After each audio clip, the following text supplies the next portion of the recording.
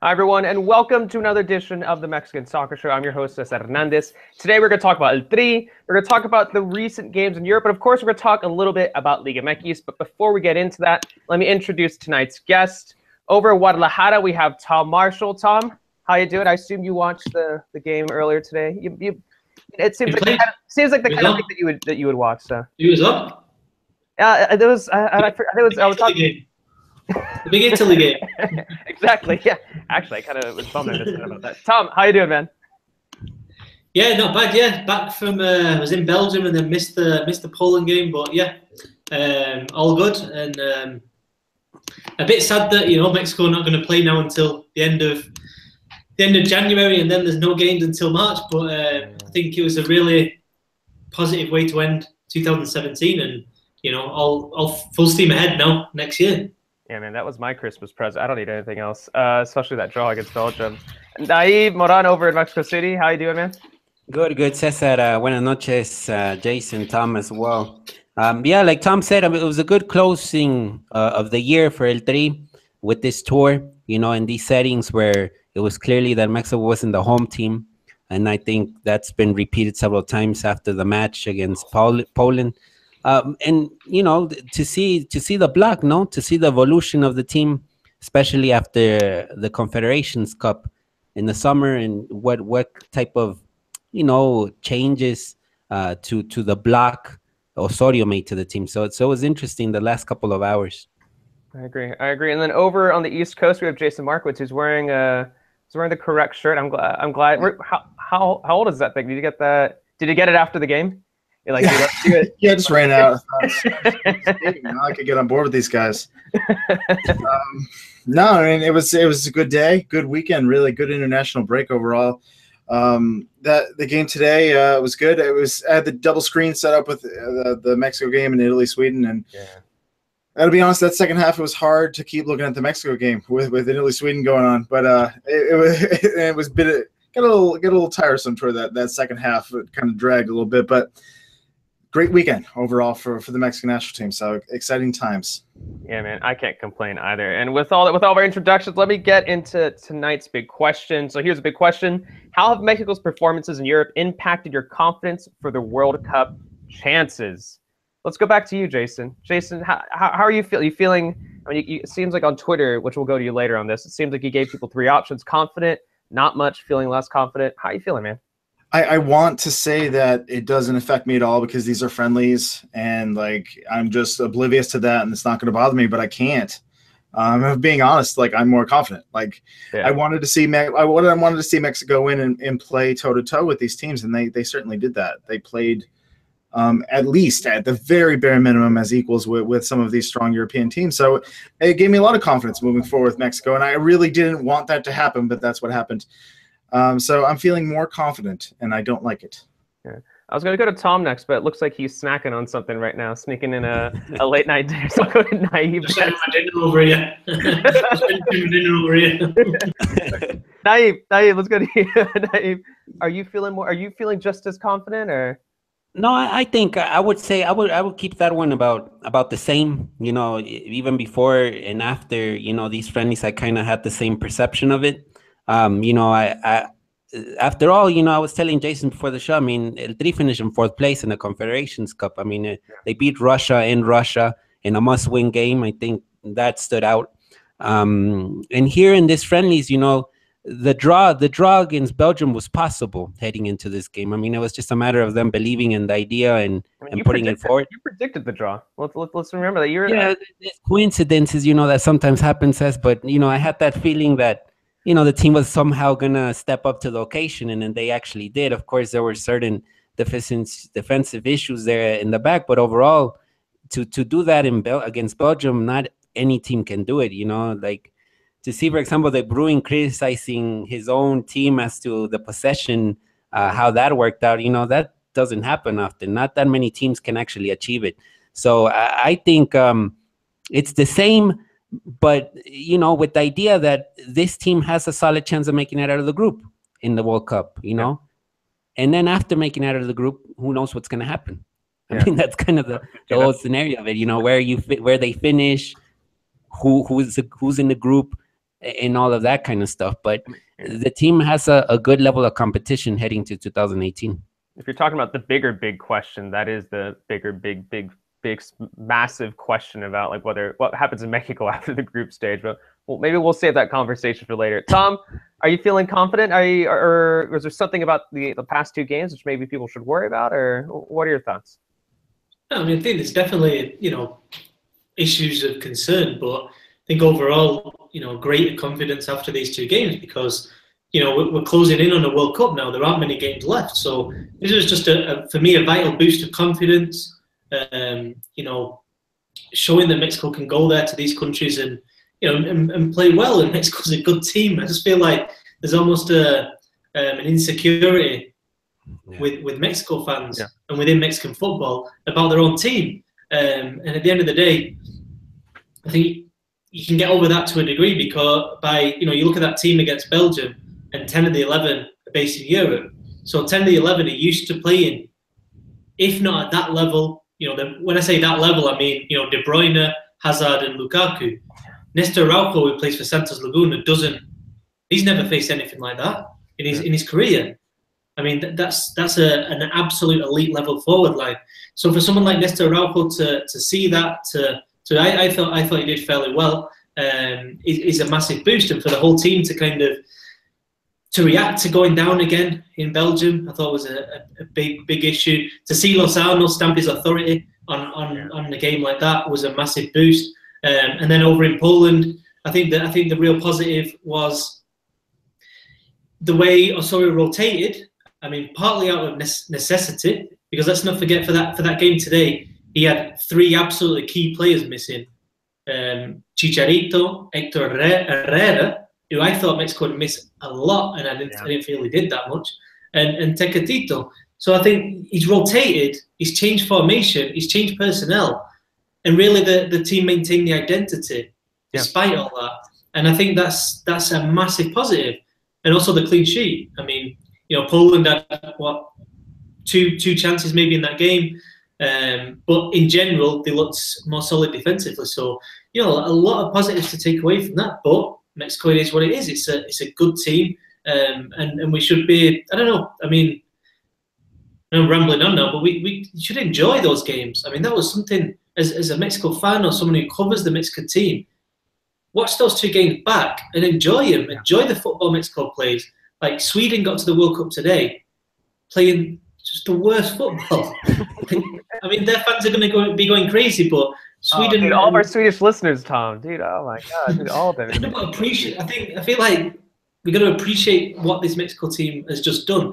If this was the US national team, and they'd gone and played in that style against Belgium and against Poland, they'd be going crazy about it. No doubt about it, in my mind. No, they went toe to toe. No, I have to agree. I feel much more confident. I think they went toe to toe with these teams, and especially this Poland game was. I know it was a B team versus a B team, but it felt a little weird for me the way that Poland approached it, the way that Poland sat back, was letting Mexico have possession. The way it felt like a CONCACAF game. It felt like it was in the hacks where the way that Mexico was dominating possession, the way that Mexico was dictating the pace of the game, and it was definitely cool to see. I mean, that's not what I anticipated. I mean, when we look at my predictions that I had, I thought Mexico was going to lose to Belgium. I thought they were going to get a draw against Poland, and obviously they completely exceeded my expectations. So I'm quite happy about that.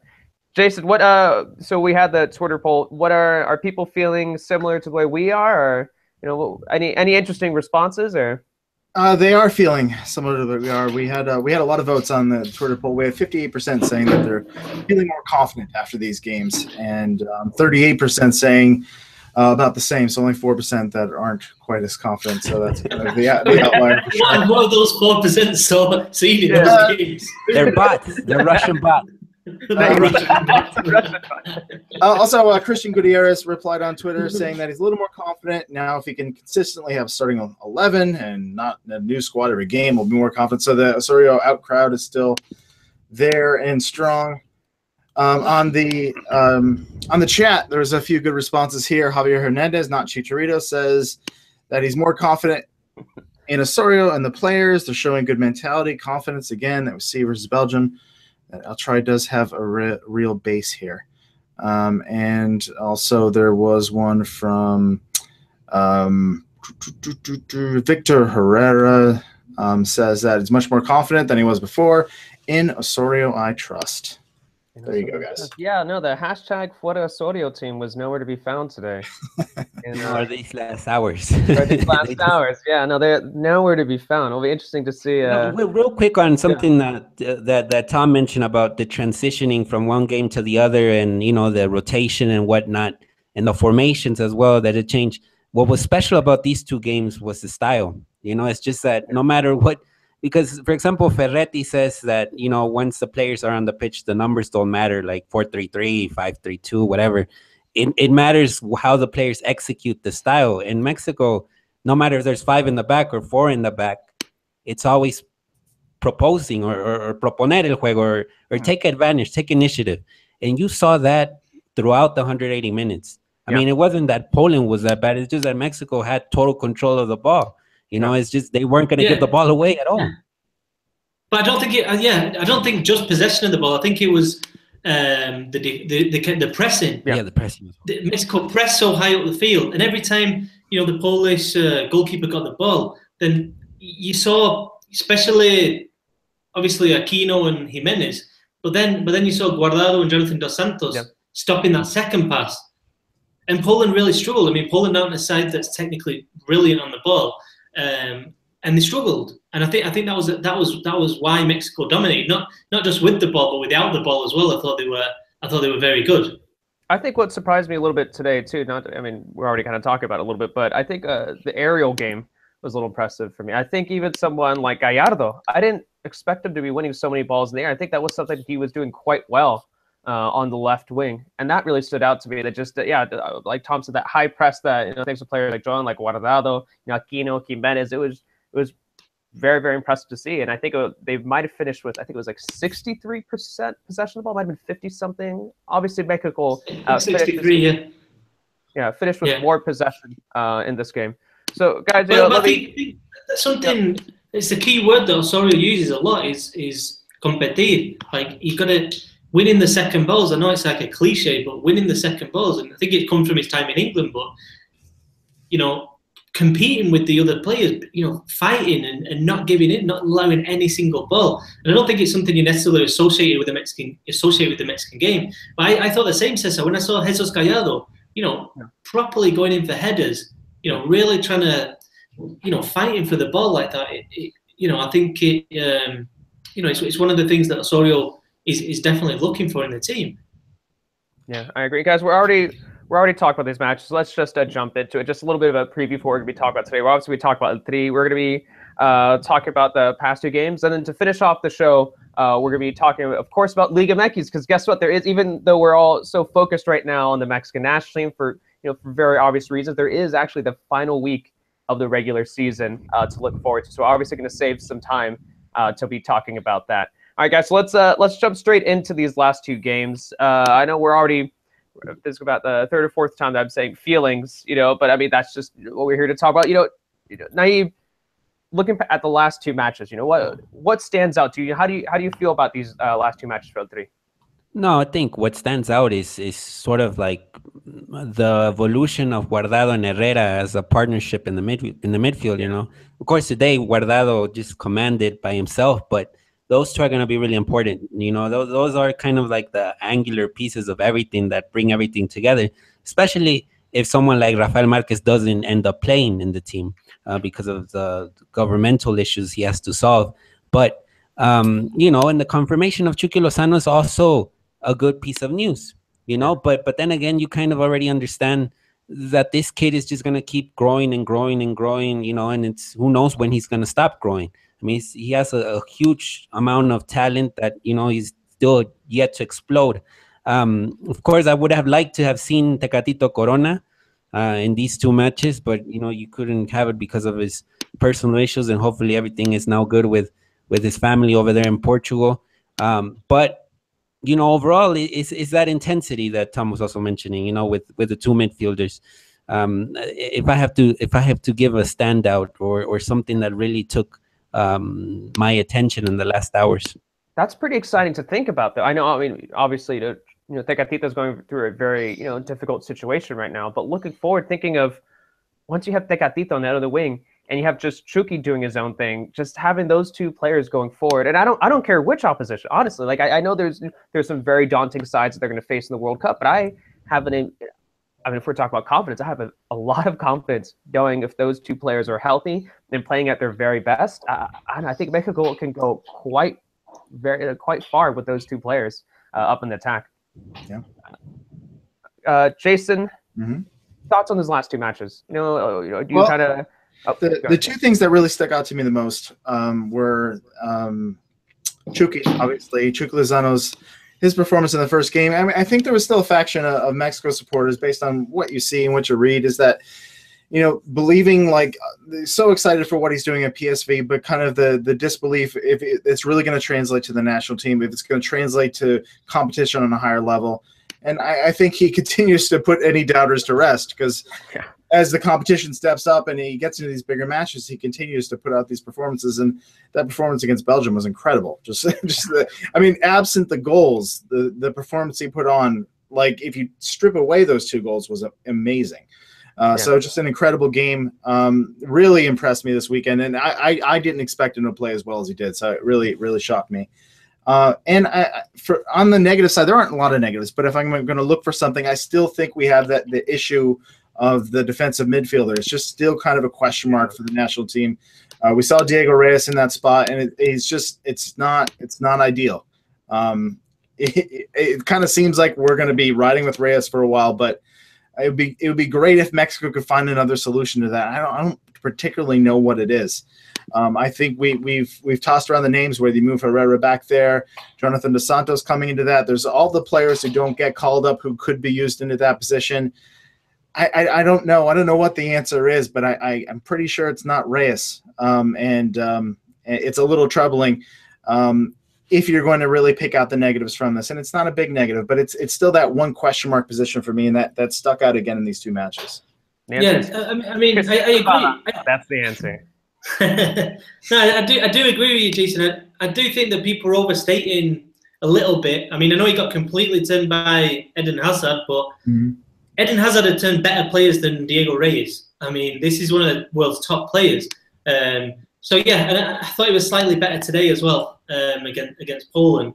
And we know why Osorio wants that extra, presence in there, especially from the aerial point of view. A lot of people don't agree. A lot of people don't understand it.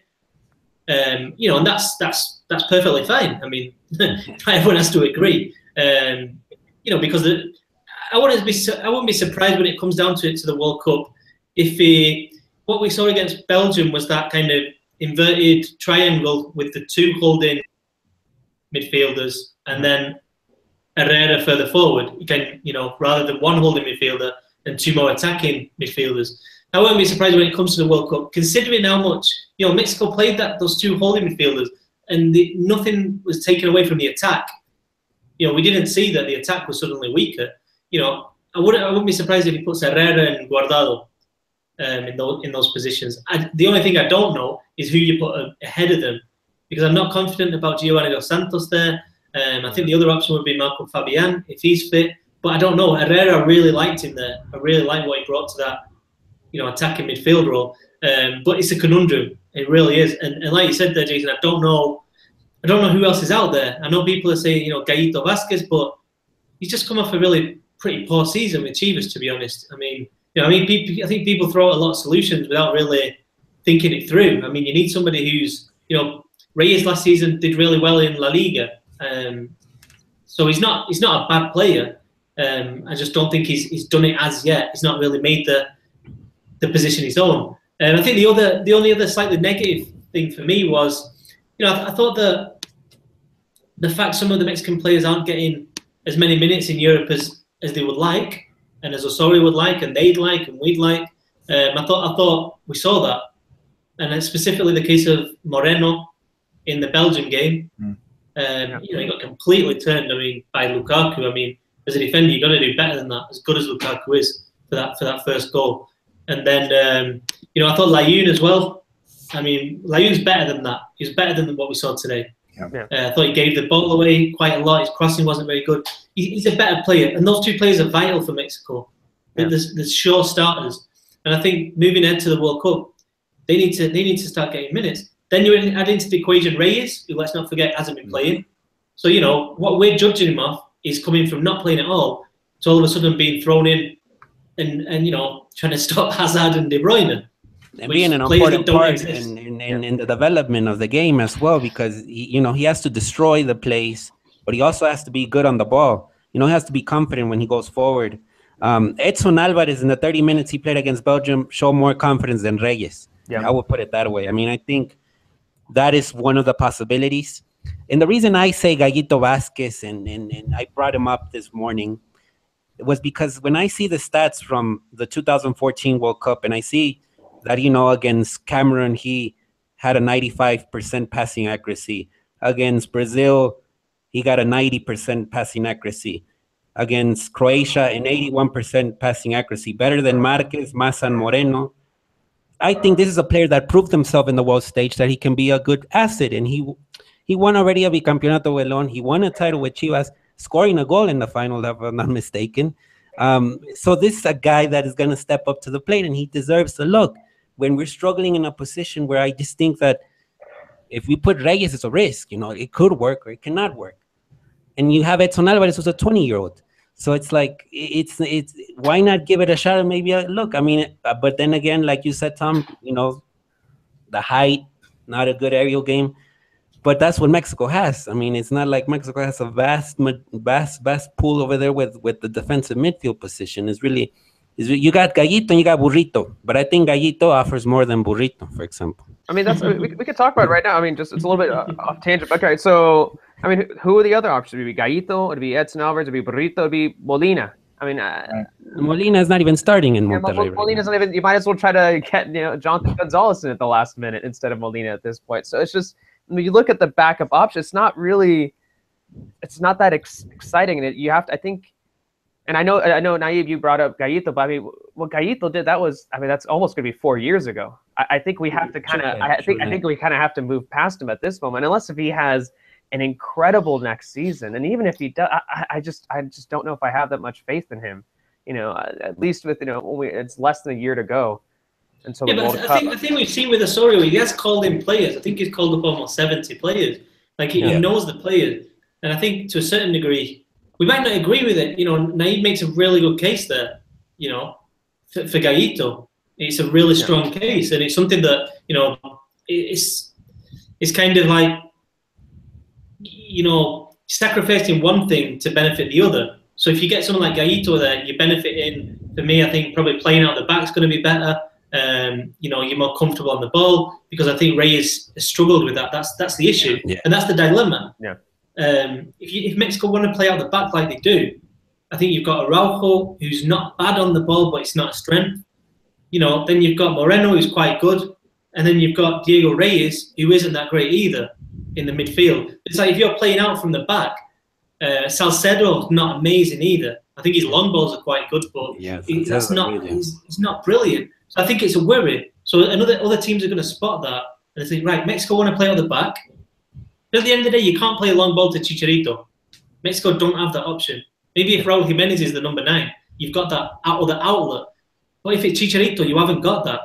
So you have to play out the back, if you know what I mean. I mean, that's what you have to do. But I'm not sure if the players are there. I think that's the negative. So if you put in Gallito, then you at least you improve that. But on the negative side, you from defending set pieces. And Osorio, I'll tell you what he's done. He's done all the maths and how many kind of goals come from set pieces, and it's kind of a mathematical equation that leads him to the conclusion that he needs a certain amount of taller players in the area. So it's not just like, he just thought it up one day. It is very well, he studied it a lot. But again, it's not the norm in the world game, put it that way. And we are doing, but that used to be a big weakness. It used to be a big worry for us, was goals off set pieces. And since Osorio kind of like implemented that change, it hasn't really hurt us that much. We aren't really getting those goals off corners. We aren't really getting those goals off free kicks. I think that's something worth noting. Talking about definitely, yeah. And talking about the roster, and talking about Gallito, talk about those options. I think that's what makes the January game really interesting, because you think you're going to see a lot of Liga MX names. You're going to see a lot of guys who maybe aren't exactly in the roster but might sneak in, which kind of brings us to the next question. Is there anyone not on this friendly roster that still has a legitimate chance at a World Cup roster place? Jason, anyone currently not on? A few names for me come to mind, but I'm interested to hear what you have to say. I don't think that. I mean, honestly, I don't think there's many legitimate chances out there. I think this. I think the players we're looking at are going to be those World Cup. Is going to be the World Cup roster. I mean, the two that I think about are Rodolfo Pizarro and Alan Pulido, two Chivas players. I think Alan Pulido, just because I still think that I'd like to see another player that is just a little more dynamic at the forward position. I think moving on from Arriba Peralta would make a lot of sense. I don't think that's going to happen, but I would like to see that.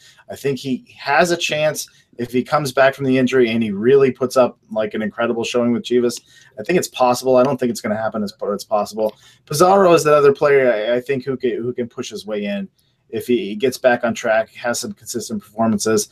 I think he's a player that can be useful off the bench for Mexico. Provide a little spark, provide a little attacking dynamic play, kind of almost in that number 10 role. He could come in and as a late sub and really have an impact. And he has some flexibility in where you play him as well. So I think Pizarro would make a lot of sense. I think he has a legitimate chance of making it.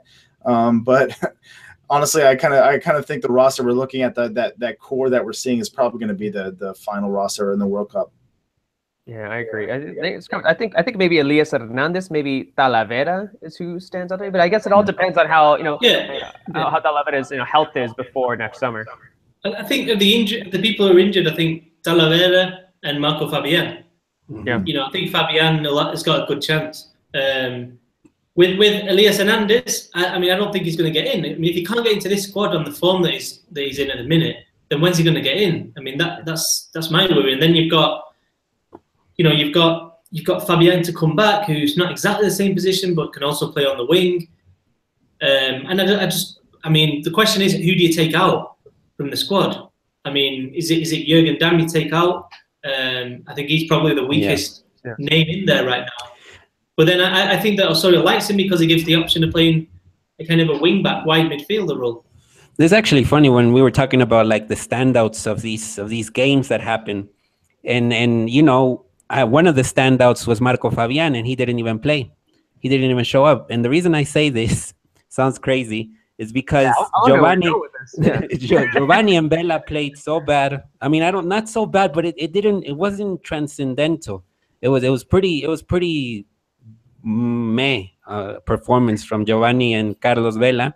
And when you think about Marco Fabian last season with Eintracht and what he did in the midfield with Eintracht, I mean, it's just such a versatile midfielder. I mean, he can play in that 4-3-3 pretty easily. I mean, he does fit in there.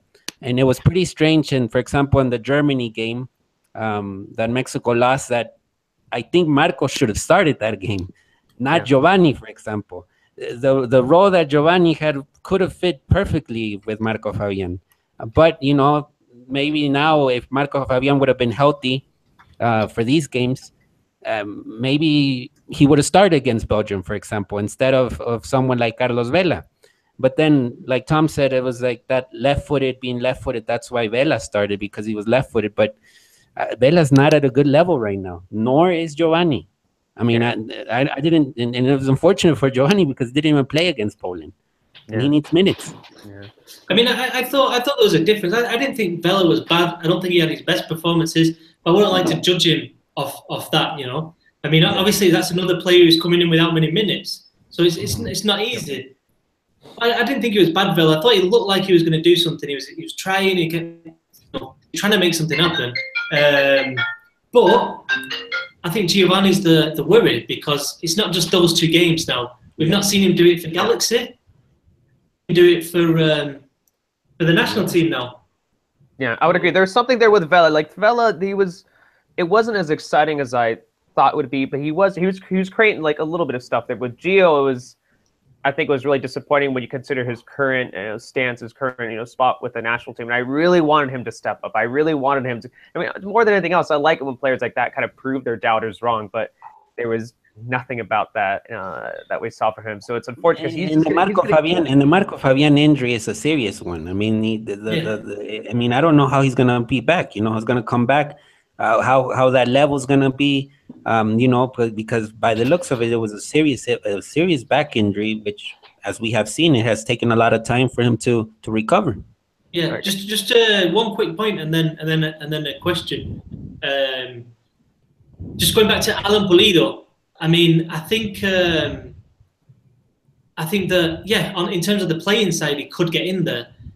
But I mean, let's not forget Oribe Peralta's playing well. I mean, he's playing really well this season. You know, Raul Jimenez just banged in a goal, and I think Pulido. It's not even the playing side. I don't know. There's still this question mark over his personality, his kind of how he goes about things. It's just something that doesn't quite fit. You know, the 2014 World Cup. I mean, the way he walked out of Tigres, I'm not saying he was in the wrong. I mean, it's quite possible he was entirely correct in what he did. But I don't know. The rumours were that his head wasn't quite at the World Cup and stuff. And I don't think he even played, if I'm not mistaken. I think him and Gullit Peña were kind of just on the outside of the squad. Gullit did get minutes. Gullit did get minutes. Yeah, Gullit went on, but then. I don't know when he crashed his car and he wasn't driving and all these rumors, and then he was at this, he's obviously at this concert at the same time Chivas were playing. He just doesn't look good. I don't know. I mean, he was kidnapped about 18 months ago, and then I don't know. I don't want to judge a person, but then 18 months later you're driving around in that car. I would have thought if you got kidnapped after 18 months, you wouldn't be driving a car that's gonna. Everybody's going to see it everywhere you go. I mean, it's not for me to judge, but it just seems slightly strange. So I wonder if that side is going to count against Pulido. And my other question, just going back to the Gio and Vela thing, is thoughts on Jonathan Dos Santos, because for me, I don't think he played that well against Poland. Again, I don't think he was poor. Yeah. But I don't think he was near the level he reached at the Confederations Cup.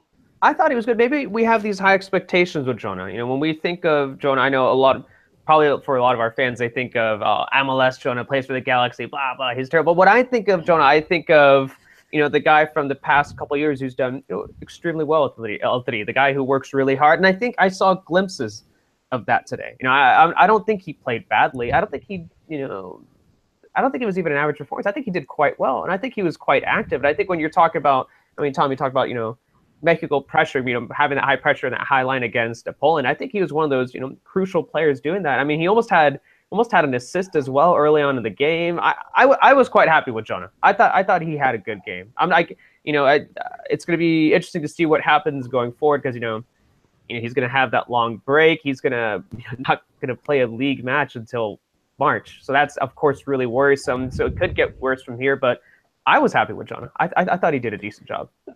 Real quick on Peralta, I think Peralta, what he offers to the national team, sometimes is not even seen. I mean, as journalists, we don't see it, but behind the scenes, Peralta is like a leader. Peralta is someone that is looked up to.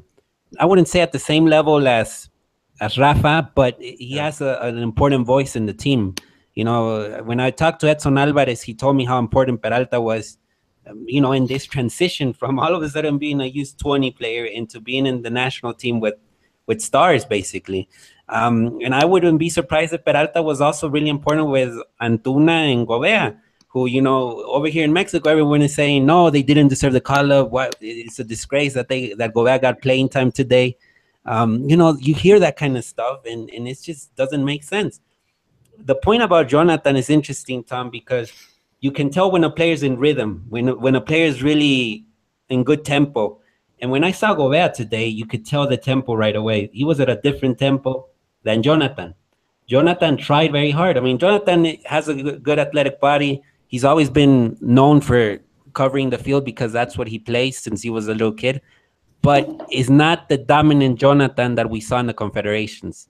This is a more reserved Jonathan. This is a more less dynamic, I would say, I think.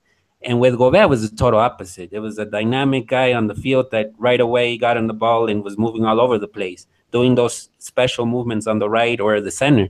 And it's what gives you the dynamics. The Belgian league might not be the best in the world, but it's a different dynamism than what Jonathan has lived in the last months over there in MLS. I mean, it's clear as that. MLS is low tempo league. At least in Europe, most of the leagues are fast.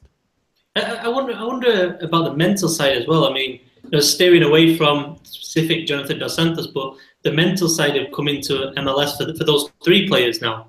When you go back over to Europe and you're playing, those kind of games. I mean, I imagine Govea's mental, the way he was thinking going into those games was, I'm going to take this opportunity. My career is on the rise.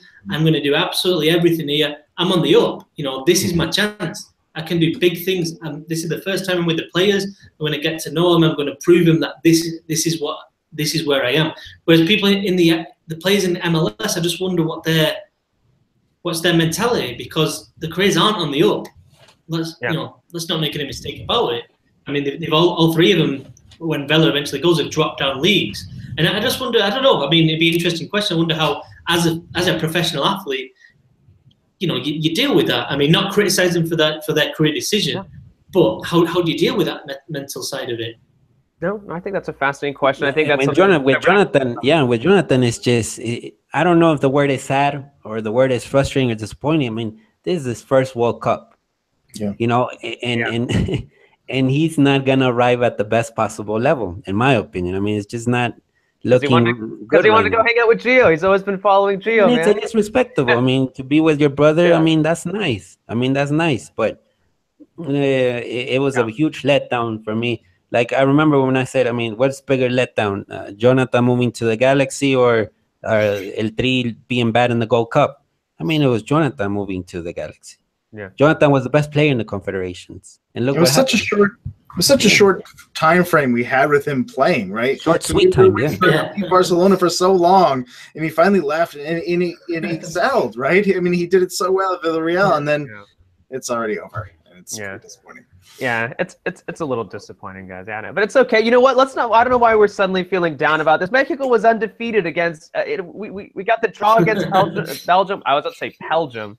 I was trying to mix Belgium and Poland there. We got the draw against Belgium. We got the win over Poland, guys. Let's be happy, guys. Let's be happy about what just happened. All right, guys. We're gonna take just a little break here. We're just take a few minutes here to mention the expanded coverage that we're now working on. In case you guys haven't been following it, over at our Patreon page, we're providing all of our patrons some extra coverage. We're doing the big thing, or I think that the centerpiece, is the Countdown to Russia podcast, which we're doing every Thursday. Last week, me, Tom, and Naive, we talked about the national team, but the thing about the Countdown to Russia podcast is it's specific about the national team. And there are a lot of things, like, for example, here, we didn't even talk that much about Chucky. Like, we probably should have talked a lot more about Chucky. We probably should have talked a lot more about tactics. But the thing is, we don't have time for those kinds of things. So what we're trying to do is just, leading up to the World Cup, we're going to have a show that's just specific to the national team, nothing but the national team once a week. But that's not the only thing that we're also offering. Jason, give us a little information about what you're doing with the Bet of the Week video. So every week on the Patreon page, we have a Mexican Soccer Show Bet of the Week video where I'll be betting a certain amount of fake currency on one bet of the week, and not real currency, because that confused me recently. Yeah, just bofos, and so I'm just handing out winners, really. So if you'll be getting those winners every week. So it's worth your money for right there. If nothing else, that alone. And then if you guys go check out the page, it's patreon.com/The Mexican Soccer Show. You can also find the link if you go on the Twitter account for the Mexican Soccer Show. You can find the link there. I mean, if you go check it out, you can also see some of the goals we have. Our first goal was already reached. We got 10 patrons. So we got official confirmation that WISA is going to be releasing. I don't know if we're going to, if it's going to be, like a single that we're going to see on YouTube. I don't know if he's going to go on a tour across the U.S., maybe Mexico in some dates. But he's going to be releasing his corrido this weekend for all of you guys to enjoy. We also recently reached our second goal. So this week we're going to be randomly selecting 2 people to join our next episode next Monday. So that'll be pretty cool. So we'll be getting in contact with you guys. We're going to be giving out jerseys. We're going to be giving so guys, just it's really exciting. Tom, anything that you guys want to talk about regarding the Patreon page? No, I think with the Countdown to Russia show, I mean, we'll delve into more specific topics, especially now that El Tri won't play until late January, is it? So I mean, there'll be topics that we have to dig there and analyze specifically. But it's just expanding the conversation, basically. Yeah, agreed. Tom, thoughts Patreon? Are you okay with being part of the Patreon? Are you a little frustrated? It's okay, man. You can tell the viewers. No, it's good. No, I'm excited about it. I think especially the Mexico, the national team focused podcast. Like you said, I mean, it's going to be a lot of topics coming up. Forecasting the squad, I think, is one that we should do in the next couple of weeks. Now basically 2017 is over. Where we are, and specific topics about individual players. The MLS. Going a bit deeper into the MLS players. What's the future of Vela, Giovanni, and Jonathan with the national team next year? What they're going to do? They've got like 3-4 months off now. So very excited about the Patreon. So check out the website. I think it's patreon.com/The Mexican Soccer Show, and you can find out all the information over there. Yeah, and thank you to everyone, anyone who's already listening right now, who's already a patron. Thank you so much for giving us for donating some of the money. You've already probably seen some of the videos, and you're also going to get some bonus content too that we haven't even mentioned. We're thinking of some new ideas. Like Tom already released he had a couple of videos when he was over there in Belgium. Once if some sort of miracle happens and Xolos make it to the playoffs, I'll probably be doing some videos. But now I'll be doing some videos over there in the Estadio Caliente once the new season starts. Guys, there's a lot with that we'll be doing. We have a message here from Joel that said, I will Patreon. I think it's I will Patreon. I don't know. I should figure that. I will Patreon if you guys do Drunken History of Mexican Soccer. That's the only way you do it. So I guess we're kind of committed to that. Oh, wow. Well, Jason said we're doing it. I guess we're doing it. All right. I guess it's official. All right. But once again, just one more time. If you guys want to donate, or even if you just want to give a retweet, that we have a tweet that's posted up there. Just go to the Mexican Soccer Show. You can go on our Twitter account. You can see the info there. And if you want to go to the website, it's patreon.com/The Mexican Soccer Show. Of course, please consider becoming a patron. And thank you once again to all of you who have already donated. All right, let's go back to football. Let's talk about Liga MX. I know it's kind of seems kind of crazy that we're so focused on El Tri, we're so focused on the national team. We still got to talk about Chucky, and that we're going to probably talk a lot on the upcoming Countdown to Russia podcast. But we have to talk about Liga MX because this weekend is the final weekend of the regular season. So when you're looking at the league table right now, you see that 3 teams are already qualified. You see that Monterrey is already in, Tigres are in, and America are already in.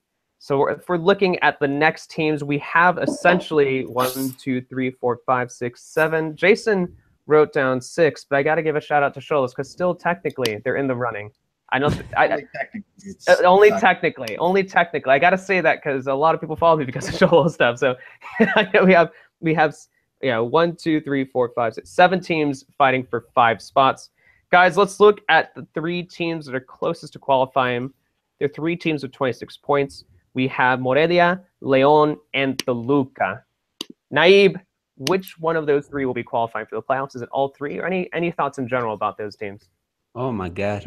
When I see it, it seems like it's been like a month or something without Liga MX, and it actually because tell me the starting 11 from Morelia's last game. Naib. Oh my God! No. Ridias, I remember Ridias, Sosa, the goalkeeper, Achiller, but that's about it right now. Yeah, kind of. I think I could get it maybe, but no, I think it's gonna be an exciting ending, because with these type of combinations, many things can happen. It kind of stinks that they're not at the same time, which I think they should, because it's ridiculous. It's ridiculous really because. For example, what happens in Atlas Pachuca, that really influences what can happen in Cruz Azul Veracruz. I mean, it's really direct opponent. Morelia Necaxa, I mean, it doesn't get more direct than that. So, I see León. León is in, I think, but even though it's Chivas. Chivas is going to be tough over there in León. But I think León will be in. I think Cruz Azul will be in because I think they can beat Veracruz. All right. and that Atlas Pachuca is the one that kind of is going to determine a little bit of how everything's going to turn out, because if Atlas wins, of course, it puts them in. But, you know, even if Atlas loses, yeah, then it depends on the Cruz Azul game. Yeah, exactly. I guess that's the kind of crazy thing about this final weekend is that there is a 2-point difference between 4th and 9th place. And it's just essentially, it's just a lot of this is going to come down to, for some of these teams, it's just going to be goal differential. Yeah, I mean, I think that, like Naib said there, the Atlas game home to Pachuca, which is being played on the Friday. I mean, if Atlas win that, then I think everything becomes a little bit more clear, you know, in terms of Cruz Azul are going to have to win then, definitely. Whereas if Atlas lose against Pachuca, and let's not forget this is Pachuca's last game before the Club World Cup. So Pachuca aren't going to come here and come to Guadalajara and be, you know, well, they still got Copa MX on holiday. They still got Copa MX. Yeah, I suppose, yeah. So I mean, I think they're going to take it, like, you know, seriously. Yeah. And so it's a difficult game for Atlas. The pressure's on. You know, Atlas traditionally haven't liked a lot of pressure. And then obviously Cruz Azul are in the same boat. So yeah, I mean, we'll see. That Atlas game for me is absolutely crucial. Really looking forward to it. And then after that, it's going to be a good weekend though. Yeah, man, I'm really excited for it. I mean, like you guys mentioned, I mean, we don't have to talk about it, but it is a little bit of a. I know we're now, you know, used to watching sometimes 4 games at once, but it is a little frustrating knowing that some of the Sunday games might not matter. And it would be so nice if we had them all at the same time, just because the stakes would be so much higher for everyone. You know, it's ridiculous. I mean, at least the games that are going to matter now. You should have it all, and you should, you know, really hype it up. You know, in terms of PR, kind of really, you know, make it important that the team's going to go out. You know, like Major League Soccer, they have decision day. Yeah, something like that. I loved it. Was fun, man. Speaking as like I'm, you know, San Jose Earthquakes. La decisión. But like, see, as an Earthquakes fan, it was crazy just to see, like, hear about, you know, one team scoring, and then that means Earthquakes weren't going through. Then the Earthquakes, it was just crazy. Like, it was just ebbing and flowing, and it was genuinely thrilling. It was genuinely thrilling to be following that, and I'm a little bummed out that that's. Well, I mean, the thing is that you might get to a situation where 2 teams, and I'm looking specifically at the Necaxa Morelia game, will need a draw to go through, and therefore you get all these kind of question marks about, are they going to go for it? Are they? And both teams will completely deny that we're definitely going to go for a win. But at the end of the day, psychologically, even. Yeah. It's just difficult to go for a win when you know that both teams know a draw is good enough. And then it kind of poses questions about whether the league's legit and what's going on behind the scenes. And you just don't need those questions. And the way you're getting rid of those questions is by playing them all at the same time. You know, play them all, 7 o'clock on the Saturday, and then put the Clásico Regio after that. Don't forget Clásico de la Semita, Tom. We got Clásico de la Semita coming up over there in Puebla. Over there, Lobos Guapo in Puebla. Cuauhtémoc Stadium might actually be full. It's gonna be full. Think about it. Or at least halfway full. At least halfway full. It could be halfway full, but it's gonna look better than the other games for sure. That's my big fear about that Saturday night game that Casa Morelia, like, is that the prior results make that null and void, which could be like the game of the weekend. It could also be where both teams are going for a draw. Morelia is pretty much already in a situation. If they get a draw, they're fine. Depending on the results, Cruz Azul and Atlas, what they do, if they both win, then Necaxa is going to have to get a result. But if Atlas, everybody's going to win. Well, we'll see. Like Leon, Toluca, Necaxa, Atlas, Cruz Azul all have to win, and Morelia lose for Morelia to go out. Right. So I mean, Morelia are in pretty decent shape. But if Atlas and Cruz Azul get that win, then you have a real game. If either of them get the draw, then you have Necaxa and Morelia have a real strong chance of being kind of a questionable mess. So I mean, for the interest of that game, it would be good to see Cruz Azul and Atlas get the win, and we have Necaxa and Morelia being an all-time battle for the Liga, which could be a great one. Yeah. All right, I'm gonna put you guys. 100%. I'm gonna put you guys on the spot here, even though we didn't prepare for this. Give me. We already know who that 3 are already through. We already know I'm giving you guys some time to think about this. We already know that Monterrey, Tigres, and America are through. Now, looking at the rest of the games, looking at the teams involved, looking at the fact that Tijuana is essentially out. I think I saw on 538 that they have around a 1% chance of making the playoffs. So, as Lloyd Chris would say, you're telling me there's a chance. So, yeah. Who finishes 4th, 5th, 6th, 7th, and 8th? Oh, let's make this interesting too. Even putting you guys more on the spot. In order, who finishes 4th, 5th, 6th, 7th, and 8th? Well, let's do it. Let's do it. I'm excited. I forgot how to do math, man. Naive, let's hear it. Let's hear it, Naive. Morelia, León. No, wait. Morelia. Yeah. Morelia, León, Atlas, Cruz Azul. Morelia, León, Atlas, Cruz Azul. I think you're still missing one more. Morelia, León, Atlas, Cruz Azul. León. Oh, you're León? Okay. Yeah, Morelia, León, Atlas, Cruz Azul. Yeah, I mean, I think out of the last three, I think the others will make it because they're, basically from Toluca, León, and Morelia up, they're all dependent on the others winning. Yeah. So all three of the others have to win.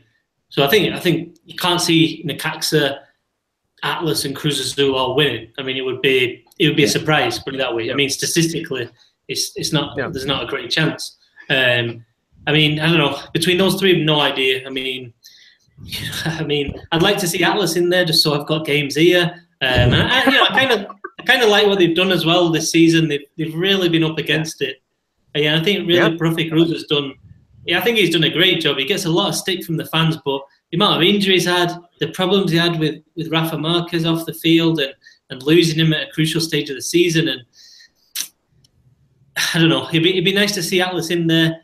Cruz Azul, I'd really like to see in there as well, because I think Paco Gemes is one of the stories of Mexican football right now. I like his style of play, but he's obviously, he's got this friction with the media. I just think it'd be great to see, a Paco Gemes side be in the Liguilla to go up against an America and, go for that upset. I just think it'd be a really, really strong storyline. Whereas with Necaxa, I'm not feeling as excited. Yeah. I know they played well. I know the defense is second best in the league, but I'm just not quite as excited about what they've done this season. All right, so Tom, I don't know if you told us right there who's going in and who's not going in. Well, I'm going to go Atlas, Cruz Azul to go in, and then Necaxa to miss out. Oh, all right. So stay with Toluca, León, Morelia. Yeah, staying with them three. Yeah. All right, Jason. Same questions. That's tough. I mean, chances are it's hard to say Necaxa, Atlas, Cruz Azul all get wins and knock one of those 26-point teams out. So I think it's going to be one of the three. I've learned to doubt Cruz Azul, but I mean, at home versus Veracruz, I mean, you can't get a better matchup than that for needing a win. So I don't know. I think maybe Atlas gets the draw and ends up missing out with maybe Necaxa also getting a draw against Morelia. Yeah. I do think that Veracruz, though, Veracruz did not be doing well, but they are desperately fighting against relegation. I think it looks like they're in 17th, and maybe a lot of people think, they're already kind of on vacation. But this is a club that really, really need points. I mean, it doesn't matter what stage we are at the season. I mean, from the relegation point of view, they're desperate to pick up some points. Yeah, and right now, just looking at the Clásico Regio, I mean, it does have some stakes there because if Tigres wins, they're first place. Yep. So I mean, all of a sudden we thought that this game might not be that explosive, but I think even stuff that's going behind the scenes with the aficionados and everything, I think that's going to be an interesting match as well. You think, let's keep in mind the last time Tigres won, what was it, Apertura last year? They had home field advantage because and that played a huge role in their favor. And there's a huge amount of pride involved in that game too. I know you obviously say there's a huge amount of pride with any game involving those two, but if it means the difference between first and second place, it's gonna be huge. It's gonna be massive. Yeah, I mean, it's actually, I found it quite interesting the last kind of week or so, because the build up to the Clásico Regio has been intense. I mean, I feel like even with the national team stuff going on, there's been a lot of talk about it. I feel like even more than the recent Clásico Nacional, I think it's been, just a constant storyline in the media. I mean, obviously, Monterrey isn't going to let Tigres fans with Tigres shirts into the stadium, which has caused an outrage in Mexico, because the culture here in Mexico is very much that fans aren't divided. Obviously, the porras are, but in general, the fans are mixed. And so for Monterrey to come out and say Tigres fans aren't allowed in is a massive statement, and I think Tigres have found it quite insulting, and certainly Tuca Ferretti has come out and said, has questioned the decision. So it's been kind of boiling away. But exactly. I mean, if you finish top, I mean, these two are the favorite for the final. And these and it's historic as well for the league, because if I'm not mistaken, this is the first time that Monterrey and Tigres finish first or second. They're the top. So this has never happened before, not even when the long seasons were at. A lot of the Regio journalists talk about, like, it used to be who was the worst. Whoever lost the Clásico Regio was the worst. And now it's like, who's the best? It's a whole different type of scenario now. Well, guys, I mean, obviously there's a lot to think about when we talk about playoffs, when we talk about who's going to finish in what spot. But there already are some playoffs going on in Mexican soccer. We're talking about Liga MX Femenil. Really quickly, just to end the show, just any thoughts? Maybe, Tom, I'm going to go to you on this. There's going to be a final between Pachuca and Chivas on the 20th and the 24th. Anything down there regarding Chivas, regarding Chivas' femenil team? It seemed like there was a lot of excitement after that semifinal match. It was cool to see all the fans at the airport for Chivas. But just anything regarding Chivas, or just your thoughts on Liga MX Femenil with this final coming up? No, I think it's been really good. I think the fans have responded. I've always said, I think fans in Mexico, Mexican people will, really get. I mean, they love the sporting events and stuff. So I think it's been really refreshing to see how fans have, backed the teams. Pachuca have filled the stadium before now for the women's side, and I think that Chivas. I think it's been slow with Chivas, to be honest. But bit by bit, I think they're kind of realizing that that this is something people are interested in. I was reading a story the other day on AS about Blanca Felix, the goalkeeper, the Chivas goalkeeper, and it's just an amazing story. She comes from a town in Sinaloa. She didn't play for 6-7 years because there wasn't a team where she was. No, basically she was playing with the boys' team, and then she wasn't allowed to play with the boys' team. Then she went to university, started picking up the game again. Then somehow she arrived at Chivas and kind of, got a place as the third goalkeeper. Now she's made it away to the starting goalkeeper. She's one of the stars of the game against Club America in the second leg. It's these kind of stories that are inspirational for Mexican girls and boys and everybody, really. And that's the point of the league. For me, that's the point, that show that that there is an outlet for young girls playing football, that they can arrive and play for these teams. Yeah, and there was visible interest in the city when the Clásico Nacional took place at Estadio Azteca. The bottom part was basically full for that game. But when I would walk around the city, I mean, it was pretty evident. I mean, you kind of felt the fervor of what you would feel in any Clásico Nacional. I mean, the Chivas fans wearing their jersey, America fans were making long trips to go all the way to Estadio Azteca on the metro. And that tells you a little bit about the interest, that it's the first season and you can already see a really strong interest from the fan base. Yeah, and it's really exciting, especially with someone like for Pachuca, where they could win, the double in their first season, and in the first ever season. I mean, that says a lot about not only just for Pachuca, where we kind of have them at a very high regard from the men's side, but to see the women's side also, I mean, having this feat would be very, very big for that organization within the same year. I mean, that's pretty cool. I mean, I just didn't really think about this until now. They won the double from the women's side. Obviously, the men's side isn't at the same level that we thought that they would be at this season, but they're also going to be taking part in the Club World Cup as well. So that'd be pretty impressive from the organization. I thought it was pretty interesting how the Liga in the femenil seems very similar to the Liga on the men's side, with the semifinal between Pachuca and Tigres going, was 4-0 for Pachuca in the first one, and then Tigres took the second one 3-0. It was just very much like the Liga that we all know and love already. So it's definitely some exciting games. So I'm looking forward to the final next week. Should be interesting. On the 20th and the 24th, so something to keep an eye on.